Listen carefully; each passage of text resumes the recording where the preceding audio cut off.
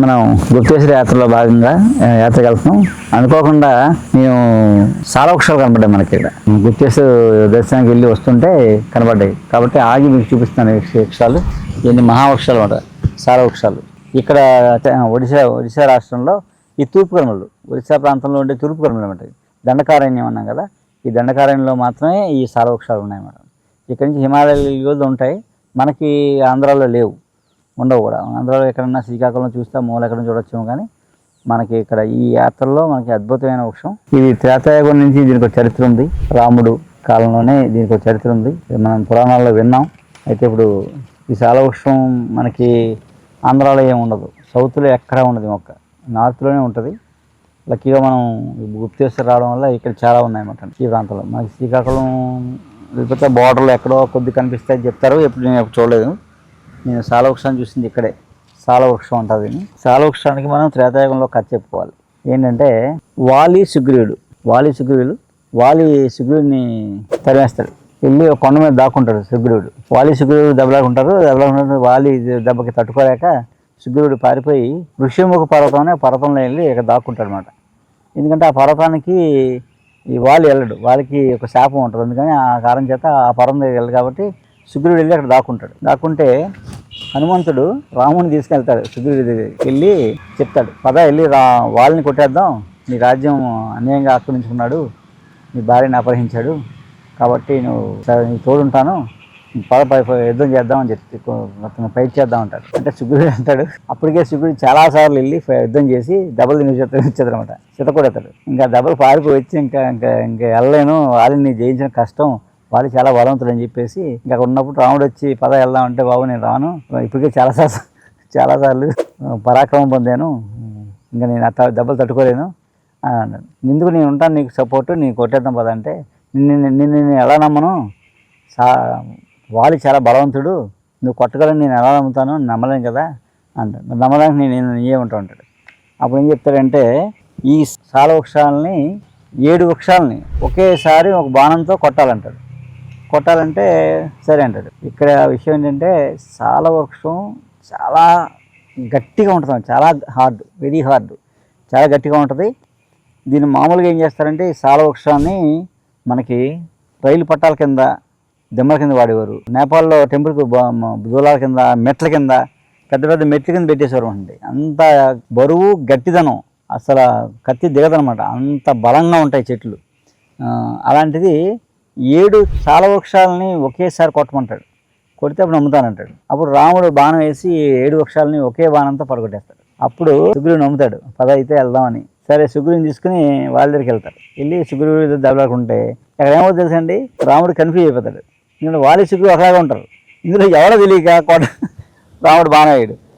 మళ్ళీ తొనల్ని సుగ్రీవుడు వచ్చేస్తాడు పారిపోయి, నాకు నమస్కారం, నన్ను ఇది మళ్ళీ తొనలు తినిపించావు నువ్వు అంటే, ఇద్దరిలో ఎవరో నాకు అర్థం కాలేదు అందుకని కొట్టలేకపోయాను అని, ఈసారి నీకు మెల్ల దండేసి పంపిస్తారని అని నల్ల అంటాడు. నీకు దండేసి పంపిస్తాను నాణాల కోసం, అందుకు తీసుకెళ్ళి మెల్ల దండేసి పంపిస్తారు. మళ్ళీ యుద్ధం చేస్తుంటాడు. అప్పుడు రాముడు చెట్టు చాటించి వారిని సమర్థిస్తారన్నమాట.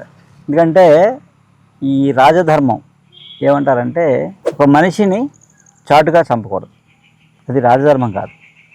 కానీ జంతువుల్ని చాటు నుంచి కొట్టచ్చు, ధర్మం. కన్ఫ్యూజ్ అవుతాడు. ఈసారి దండేసి పంపిస్తారన్నమాట, పంపించి యుద్ధం చేస్తారు. అలా ఏంటంటే సాలవృక్షంకి అంత కథ ఉంది, మన రామాయణంలో దాని ప్రత్యేకత ఉంది. 2 సాలవృక్షంలో విష్ణుమూర్తి ఆవహించి ఉంటాడని నమ్మకం అనమాట. దాన్ని చాలా దేవతా వృక్షంగా పూజిస్తారు ఇప్పటికీ ఋషులు చాలా చోట్ల.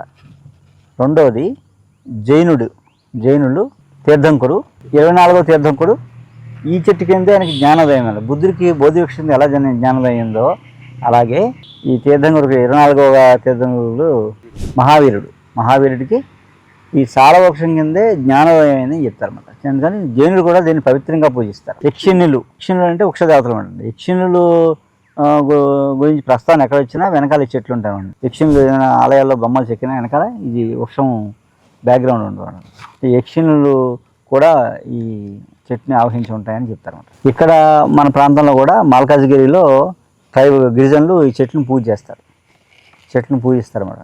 చాలా ఆరాధ్య దేవతలుగా పూజిస్తారన్నమాట.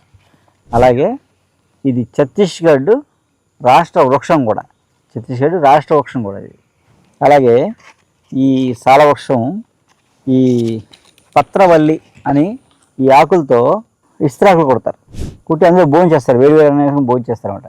భోజనం చేయడం వల్ల చాలా రకాల ఆరోగ్య సమస్యలు పోతాయని చెప్తారన్నమాట. ఈ సాలవృక్షం నుంచే మనకి గుగ్గిలం వస్తామటండి, ఒక రకమైన గుగ్గిలం.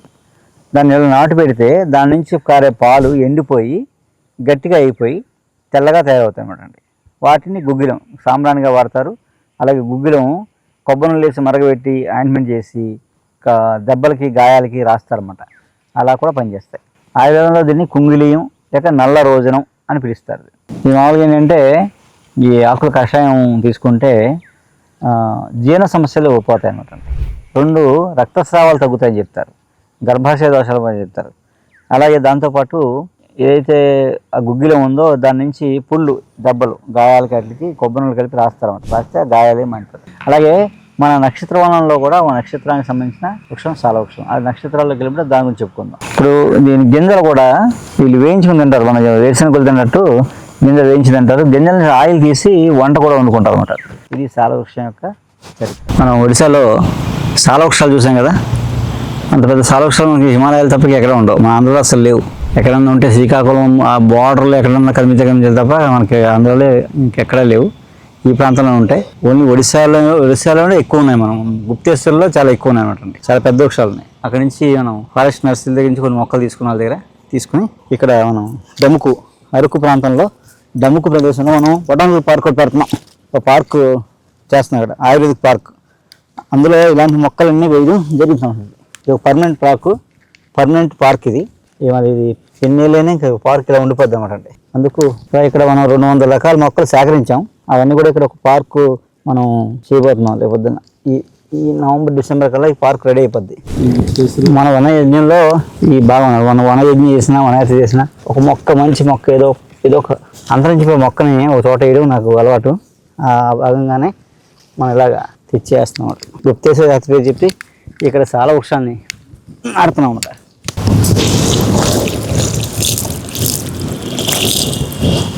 చాలా వృక్షాలు కూడా మనం పాడుతున్నాం అన్నమాట, నాటుతున్నాం. ఇది ఇప్పుడు కాకపోయినా ఒక 25 ఏళ్ళకి ఇది ఒక అద్భుతమైన వృక్షం అవుతుంది. రేపు పొద్దున్న నెక్స్ట్ తరానికి ఈ మొక్క చెప్పుకోవడానికి ఉంటుంది అన్నమాట. రామాయణం గురించి చెప్పుకోవడానికి చరిత్ర ఉంటుంది, విజ్ఞానం ఉంటుంది అన్నమాట. ఈ మొక్క ఉంది కాబట్టి ఒక విజ్ఞానం ఉంటుంది, దీని నాలెడ్జ్ ఉంటుంది. అలాగే దీన్ని ఉపయోగించుకుంటారు రేపు పొద్దున్న నీళ్ళు. ఈ మొక్కల విత్తనాల వల్ల ఇలా ఇదంతా చాలా వనం అయిపోద్ది. ఇదంతా అడవిని పెంచక్కలేదు, మనం దాంట్లో అడిగెట్టుకున్నాడు చాలా అడవి పెరిగిపోద్ది అడవి. మనం రేపు పొద్దున్న మన పార్క్ ఇది ఎంట్రన్స్ ప్లేస్. ఇదంతా ఒడిసిలు వేస్తాం. సీజన్ దాటిపోయింది అయినా వేస్తున్నాం, లేట్ అయిపోయింది ఇప్పటికే. ఇదంతా ఎల్లో ఫ్లవర్స్. ఏంటంటే పాత సినిమాల్లో అరకులో అందాలు ఆ ఎల్లో ఫ్లవర్స్. మన మామూలుగా ఫస్ట్ మన అరకు మనకి ఎలా పరిచయం అంటే జగదేక వీరుడు అతిలోక సుందరి సినిమా మనకు ఫస్ట్ అలవాటు అనమాట. బొర్రా కేవ్స్ తీశారు. అప్పుడు పాటలన్నీ ఎల్లో ఫ్లవర్స్ మధ్యలో పాటలు ఉండేవి. మొత్తం అరకు అంతా ఎక్కువ ఉండేది, 70% ఆ తోటలో ఉండేవి. ఇప్పుడు అంతా పోయి ఓ 10% మిగిలిన అక్కడక్కడని. అది కరెక్ట్గా 3 నెలలు. మనం ఎప్పుడైతే మనం ఈ వింటర్ సీజన్లో వస్తామో ఆ టైంలోనే ఫ్లవర్స్ ఉంటాయి. తర్వాత పోద్ది అనమాట. చాలా అందంగా ఉంటుంది. ఆ శీతాకాలంలో ఆ మంచుకి ఆ బ్యూటీ అదిరిపోద్దాం ఉంటుంది. అందుకు మళ్ళీ ఇక్కడ మనం బ్యూటీ కోసం వేస్తున్నది ఈ ఒలిసెలు. అలాగే ఒలిసెలకి ఆరోగ్యం, ఆయిల్ వాడతారు. ఆ గింజని పప్పు వంటలు చేసుకుని తినేవారు, హెల్దీ అనమాట అది. అలా అంతా ఒలిసెలు వేస్తున్నాం. ఇక్కడ కూడా ఈ ప్లేస్ అంతా కూడా ఒలిసెలు వేస్తున్నాం 2 ఎకరాల్లో.